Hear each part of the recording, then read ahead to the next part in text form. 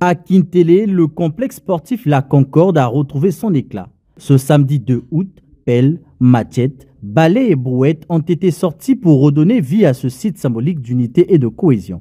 Le ministre de l'Assainissement urbain, Juste Désiré Mondélé, épaulé par ses équipes, a retroussé ses manches pour appliquer la circulaire gouvernementale qui fête désormais du premier samedi du mois une journée nationale d'assainissement. Dans la poussière, au milieu des allées envahies par les herbes hautes, jeunes bénévoles, agents municipaux et cadres administratifs ont uni leurs efforts pour désherber, ramasser, charger et évacuer les tas d'immondices. Cette opération citoyenne dépasse le simple geste de propreté. Elle est une action de mobilisation et de réappropriation d'un site emblématique qui a marqué l'histoire des Jeux africains.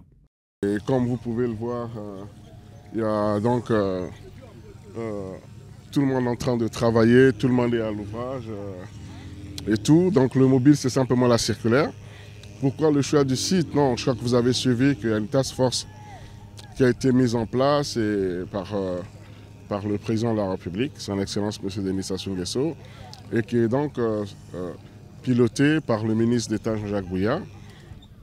Donc l'ensemble des ministères faisant partie de la task force se sont mobilisés aujourd'hui parce que ce symbole est un symbole de la jeunesse, ce symbole est un symbole de loisir, est un symbole d'unité, et tout simplement un grand symbole aussi qui a marqué le cinquantenaire quand même des Jeux africains.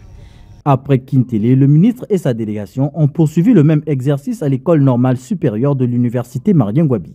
Pelle et râteau à la main, étudiants, enseignants et membres de la task force sous la recommandation du président de la République ont nettoyé les cours, débroussaillé les arbores et dégagé les déchets entassés. Une manière de sensibiliser et d'encourager la population à préserver l'environnement immédiat.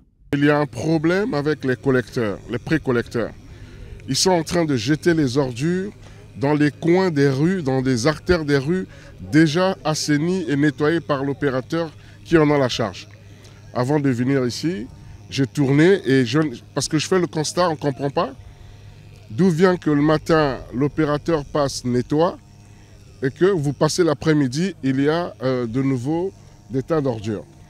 Donc maintenant, ça va être clair, si on attrape un pousse-pousseur qui dépose les ordures dans la rue, il sera arrêté.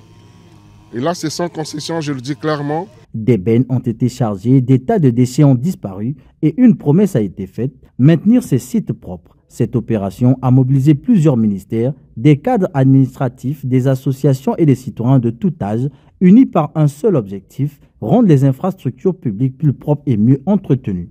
Compte tenu de l'effort que le gouvernement est en train de faire, dans le cadre que nous ayons un Congo sain, et nous sommes ici le matin pour des activités de l'assainissement, y compris avec des excellences qui étaient là pour assainir également cette complexe sportif de la Concorde de Kintélé. L'assainissement, c'est vraiment au cœur de la SNA parce que c'est une association qui œuvre pour le développement. Et donc, qui dit développement dit bon environnement. C'est dans nos ADN. Donc, cette association œuvre pour le développement.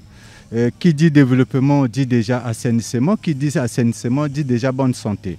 Donc, on ne peut pas concourir à un développement et épargner vraiment la santé et l'environnement.